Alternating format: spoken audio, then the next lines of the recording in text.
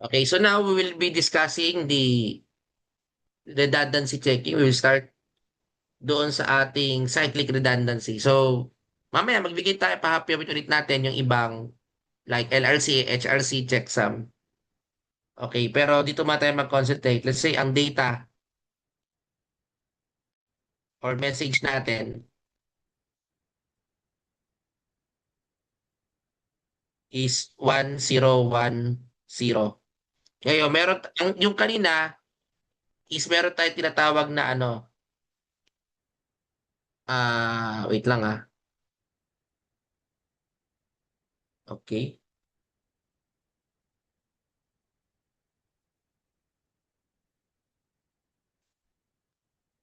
Okay. Okay, so going back, meron tayong generator polynomial.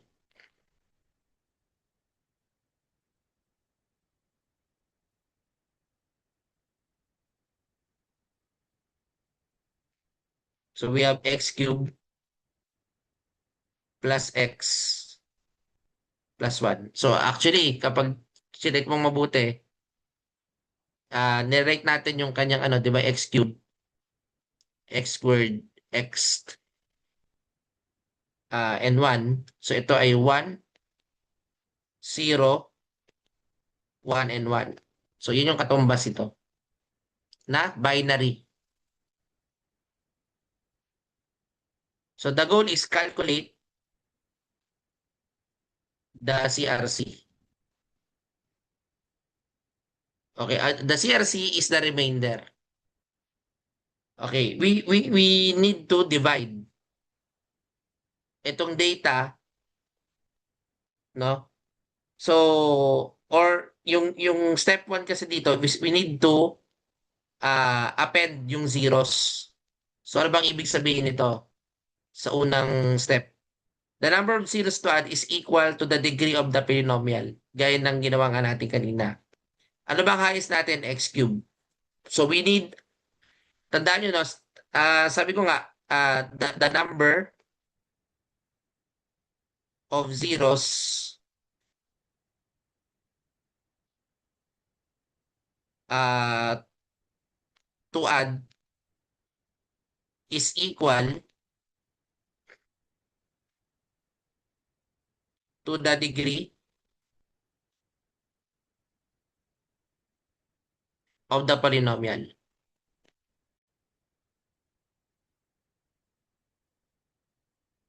Okay.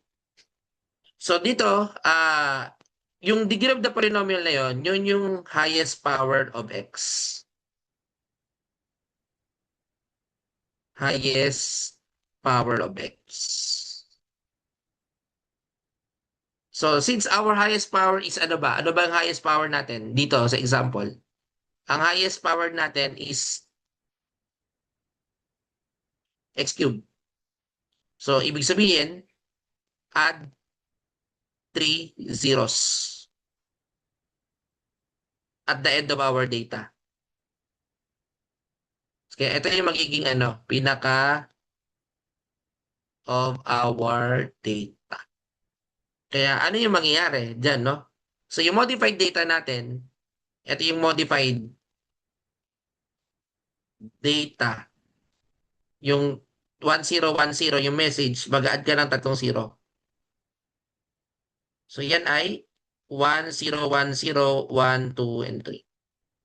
Tama ba? Yun. So 1, 2, 3, 4, 5, 6, 7, 8. So yun yung modified data. So tandaan nyo, sa CRC, hindi lang to basta regular division.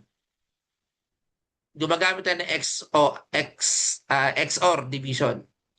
Tandaan nyo, sa step 2 is binary division. Pero hindi to basta-basta binary division. Gumagamit tayo ng XOR division, no? Ano bang recall natin sa XOR? O baka nakalimutan eh. 0, 0, 1, and 1. 0, 1, 0, 1. Ito yung X and Y inputs. Ito yung output. Kailan ka magkakaroon ng output na 1? Kapag may isang 1 na pag isa sa mga input naka 1. No? Kaya kapag ito in-XOR mo yung 1 sa 1, 0, pati yung tawag dito, pati ito ay 0 din. Pero ito, parehas na pwedeng mag 1. Okay? So, yan yung pinapaalala natin, no? Mamaya. Ngayon, i-divide na natin. Oh, ito na yung i-divide natin. Yung 1, 0. So, ano yan? 1, 0, 1, 0. Tapos tatlong 1, 2, and 3. Divided by, so, yung 10, 11. So, pag mag-divide tayo dito, ah, doon dito tayo sa no, yung pwede nating makuha. Saan ba yung possible na pwede natin? I think, dito, no? So, magkakaroon ka ng 1 dito. Kapag kinuha mo, ito is 10, 11. Pero dito, kapag nag-subtract ka, yung principle ng XOR method, no? So, i-XOR mo ito. So, kumbaga ito, i-XOR mo with the generator. Ano ba yung generator natin dito? Itong saan nga ba yun? Itong x cube, 1011. So, ano yung XOR nito? So, pag in-XOR mo to, 0 to, 0, 0, 1. O, yun yung result ng XOR. Sana nakikinig ng mabuti, no? Ngayon, kapag dinivide ko ito ay 0. So, kapag multiply ko, 10, 11. Hmm. Ngayon, medyo malaki. Ay, dito pala sa kabila. Dito sa may, pag minultiply ka yan, dito sa may kumbaga sa ito ay 0, 0, 0, 1. So kapag 0 times 10 is 10, 11, di ba? So pag dinivide mo to is, tama ba? 0, 0, 0, 0 times 0. So dito na siya pupunta. Okay? So yan yung kasi yan yung kapag dinivide mo.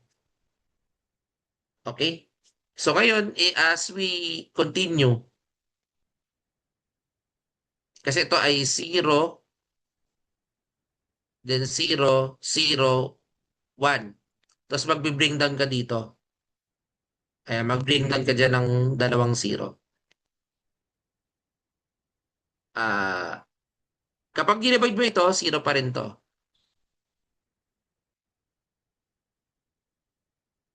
So, 0 is 1, 0, 1, 1. Diba? Ngayon, ang gagawin natin dyan, i-XOR natin yung kumbaga sa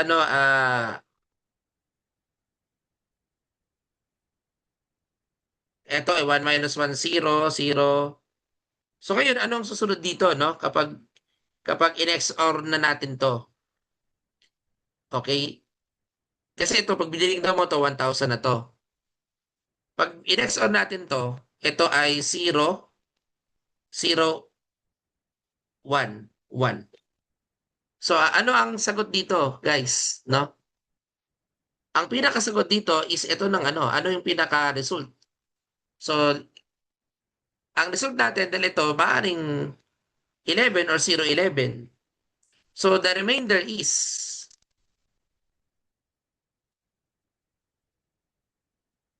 kasi kapag in-XOR mo to, yung 1,000 doon sa ang sagot dyan is pag in-XOR mo yung 1,000 doon sa 10, 11, most likely, ang meron lang tayo, itong 0, 11 lang. So, the remainder is 0, 11. Yan na yung ating CRC. So, ito yung ating tinatawag na cyclic redundancy checking. Kaya yung data na sinend natin, kung di ako nagkakamali, no, yung data na sinend natin is 1010. Ito yung message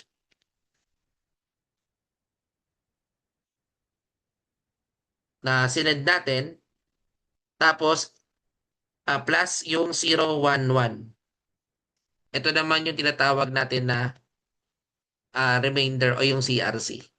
So, yan yung pag-send. So, i-verify ng receiver yan. No? Kung i-XOR niyan, dapat 1 ang lalabas dyan. No? Okay. No? Kasi ang marireceive ng receiver, ito di ba, ito yung transmitted. Sa receiver, usually ang ginagawa sa receiver,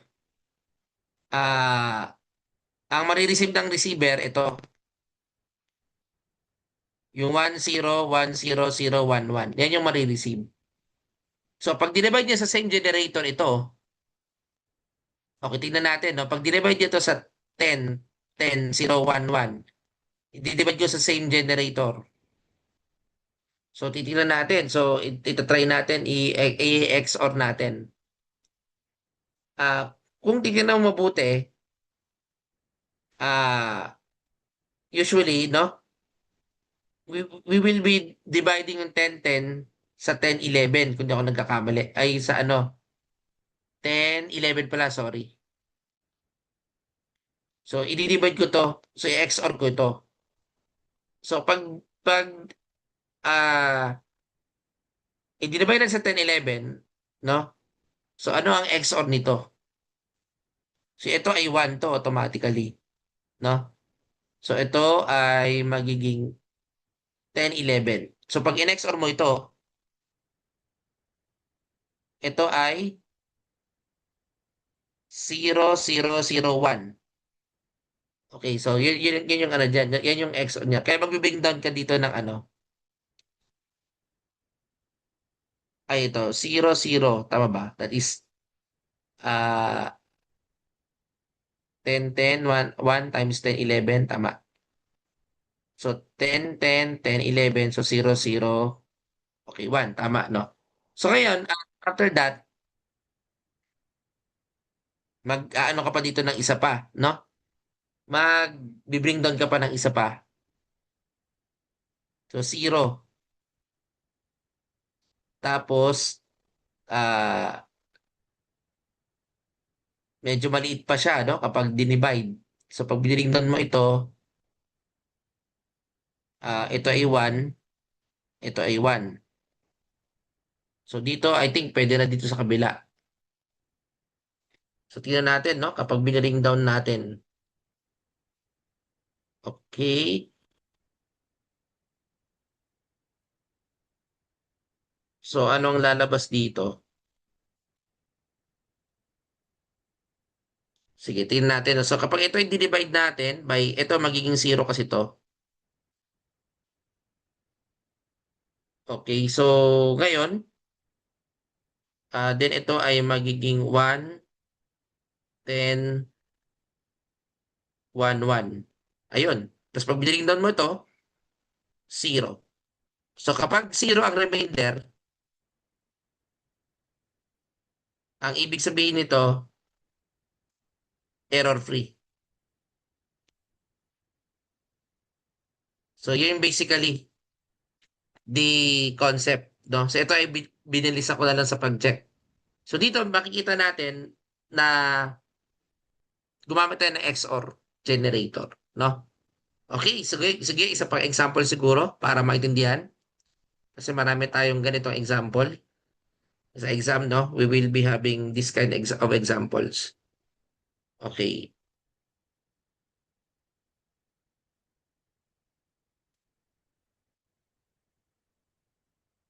Okay, isa pa example.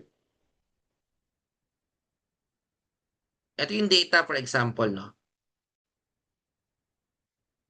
Ito yung message. So let's say 11 0101. Tapos yung polynomial natin,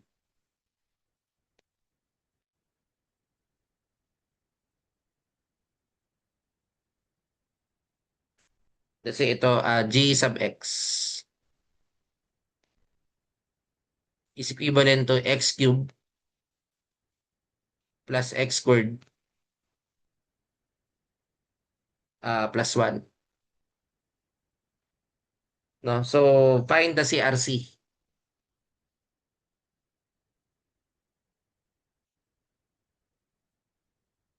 No? So, ngayon, paano natin, step 1, append zeros again. Step 1, append zeros. Okay, so ngayon, ano ba yung highest power natin in our polynomial dito? X cube.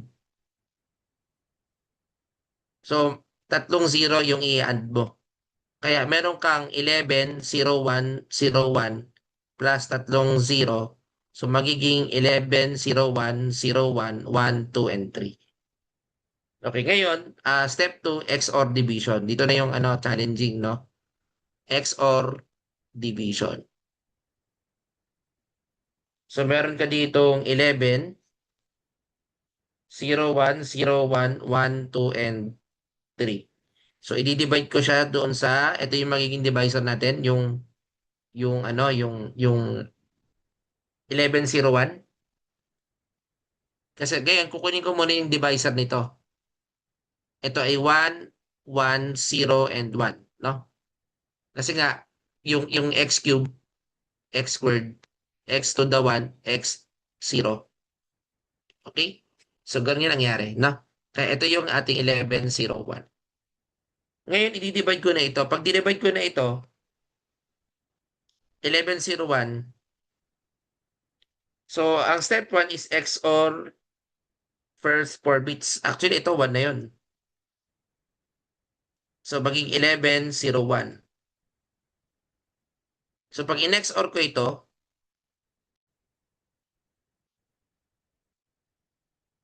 ito ay 0000. No? And then isa pa, result is all zeros.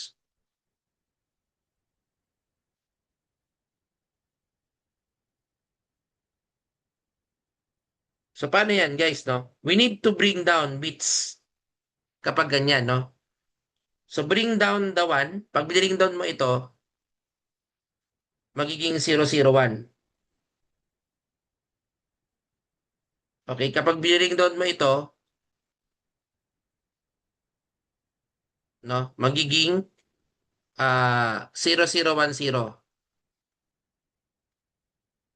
Pupurihin ko lang ito yan. Para kasya. So, i-bring down natin to, no?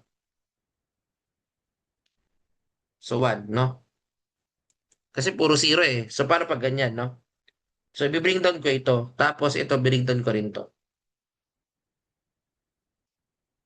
Then, hanggang sa i-bring down ko ito. Okay, tapos, i-bring down mo na yung last hanggang dito. Okay, now, pwede tayo mag-XOR, no? Kapag tingnan natin mabuti,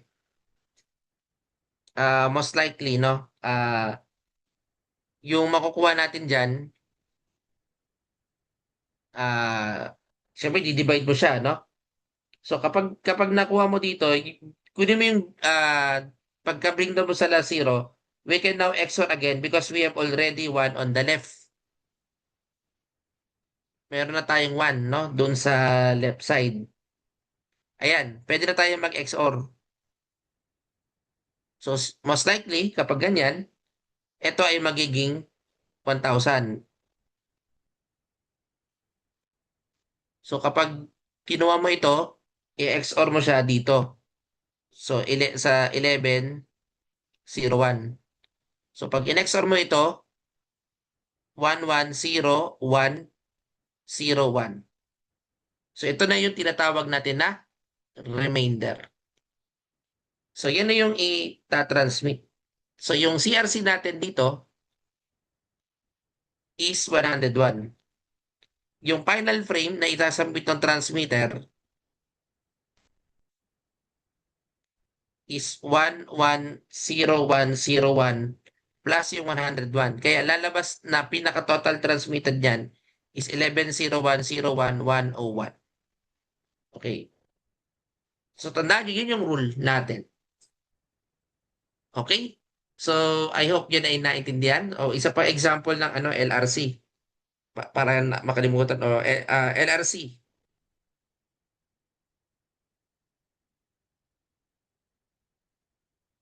Saka VRC. Saka checksum, no? O isang example ulit. Tapos magbibigay ako ng example seat work, no? Okay. So ngayon, let's say, no? Okay, let's say in this, titignan naman natin kung may error. So ito yung let's say data to send. LRC, an example to ng LRC and VRC. LRC or HRC na lang yan. So let's say ang data to send, ito yung given 2 4 bit blocks. Meron kang 1101 and 1011. So gagamit ka ng even parity. So ito yung pinapagamit, no? Even parity. So for the VRC first, uh, we need to add a parity to each individual block. Okay, tandaan nyo, no? So, mag-add tayo ng parity. Ano ba yung block 1? Ang block 1 is 1101. Ilan yung count of ones natin? So, meron tayong 3, which is add. Paano to maging even?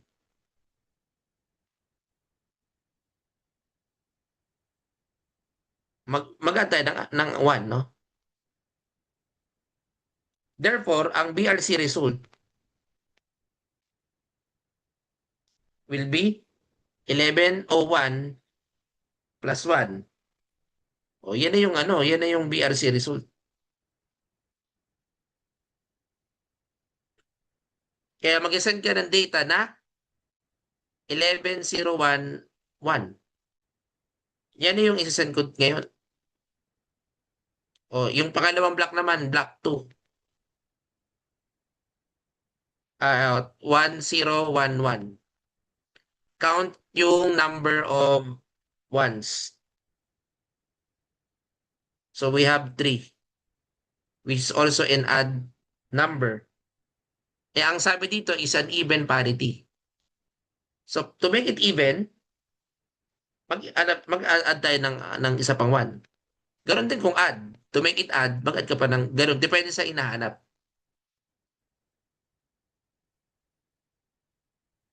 No? Add 1, no? So therefore, ang mangyari, 1, 0, 1, 1, and 0, no? Plus 1. Ito na yung result. Or, ito na itatransmit niya, 10, 11, 0, 1. So basically, or 10, 11 pa rather. Wait lang. 10, 11. Ayan. 10, 11 plus 1. Kaya magiging 10, 11, and 1. So ito na yung itatransmit. So pag tinanong kayo what are the data? Yung 1101 at yung 1011. Yan yung tinatawag natin na H or the VRC or the vertical redundancy checking. No? O, isa pa, last example. I think nakopya na ito. Ulitin ulit natin yung yung tinatawag natin na na LRC or yung HRC. Okay, so dito per block dito, no? Magbigay ulit ako ng example. Same data. Same data. Ulitin ko, ano ba yung data? Meron kang block 1, 1101, Tapos yung block 2 ng dataset natin is 1011. Ang method is even parity.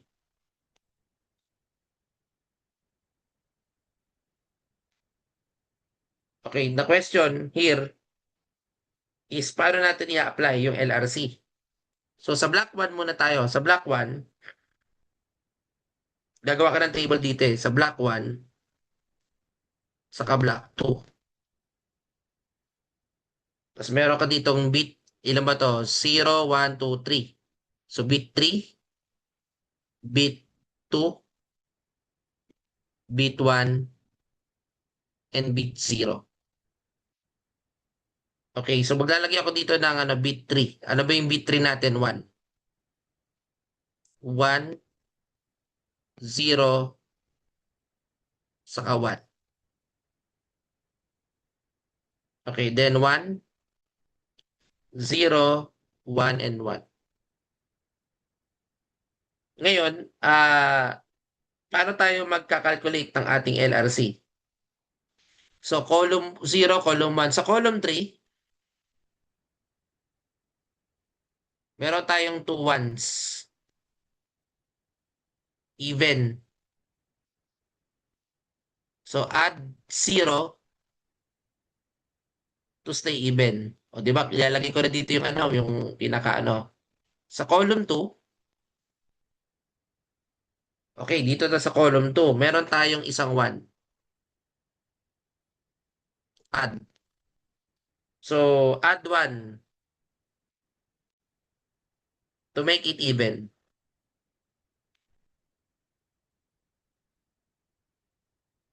Sa column 1, meron kang 1, 1, add. Add 1 to make it even. And sa column 0, meron tayong 2 ones which is even. So add 0 to stay even. So ano na ngayon yung magiging LRC natin? So yung data natin dito, since ito ay ito na yung LRC based to sa no.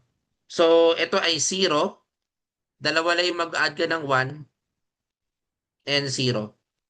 Kaya ano na yung mga datang isi-send natin? Ito na yung send.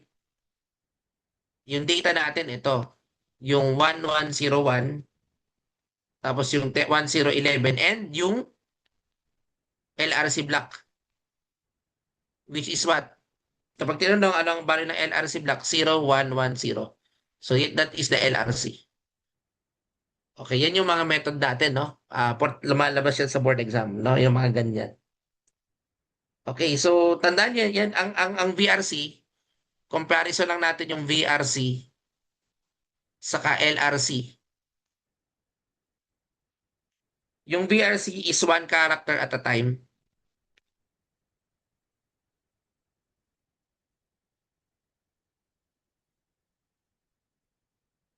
Ito naman is a whole block of characters. So sana nagigets yung no, yung ibig sabihin, no. Okay, one character at a time yung BRC. Okay, ano pa, kumbaga ito yung tinatawag natin na ito yung features eh. So sinasummarize ko na itong dalawa, no. Okay, ito yung scope. Ito naman yung ito naman yung ito 1 bit per character to.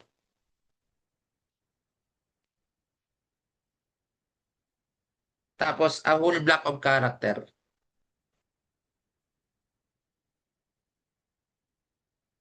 Okay, so yan yung mga dapat matandaan. Okay, so anyway, yan yung ibig sabihin ng yan yung ibig sabihin natin na VRC and LRC. Okay? So last, I think yung checksum na lang. Para talagang meron kayo recorded video, no, ng checksum. Okay, so sana na gigets, no? Kasi magbibigay ako ditong ano. Siguro quiz siya, puro ganyan, no? Para sa chapter na yan, no? Okay, so i-classify ko siya as quiz para talagang maaral nyo mabuti. Okay, so ito naman yung tinatawag naman natin na ano, na checksum.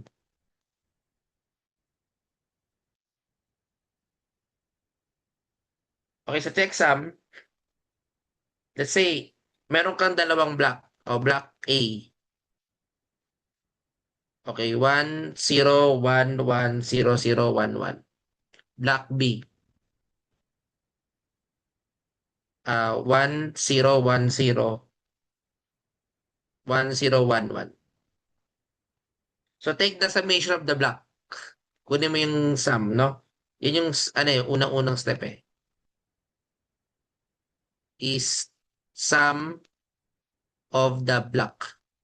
So kapag inad mo ito, 1 0 1 1 0 0 1 1, inad mo siya sa 1 0 1 0 at 1 0 1 1. 1 plus 1 is 0, carry 1. 1 plus 1 is 0, carry 1. Ito ay 1. So 1, 1, 1, 0, carry 1, 1, 0, carry 1. So yan na yung summation. Okay? Or kung nahihirapan kayo, convert nyo sa decimal, pwede rin naman, no? Now, since we're using 8-bit arithmetic, okay, so in the D,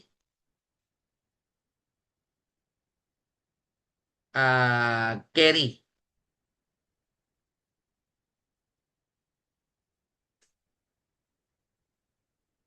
Okay, so paano yun? Ang requirement natin dito is 8-bit arithmetic. So check natin. 1, 2, 3, 4, 5, 6, 7, 8, 9. O paano yan, no? So may ibubukod tayo, no? Para mag-account siya, no? So kapag ganyan, usually, the leftmost one is a carry.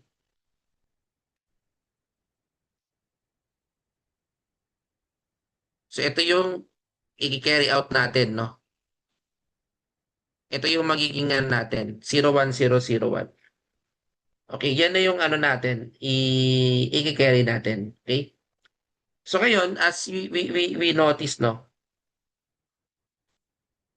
Step 3 is take one's complement.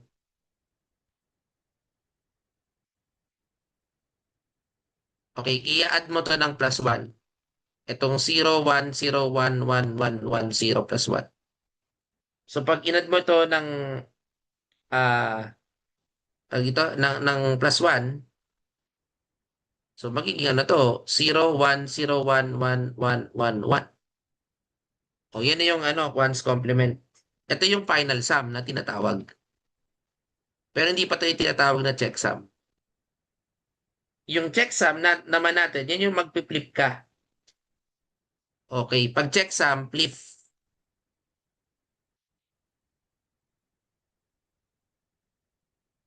Flip the numbers, no?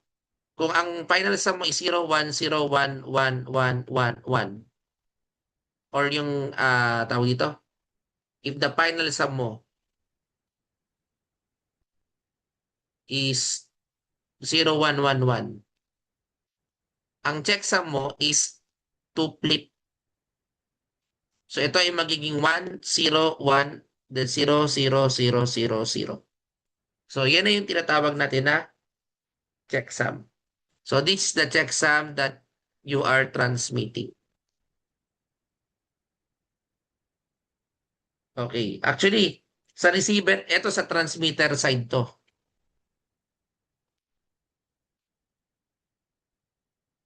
Okay, no? So yan yung kanyang ano, no? Okay? So may question on that part. Okay. So now as we I don't know, we wrap up. Yung ating na-discuss ay more on the checksum, the LRC, VRC, and yung tinatawag na CRC. I think I can end this recording para lang meron tayong materials, no, and that I will be uploaded doon sa ating YouTube account.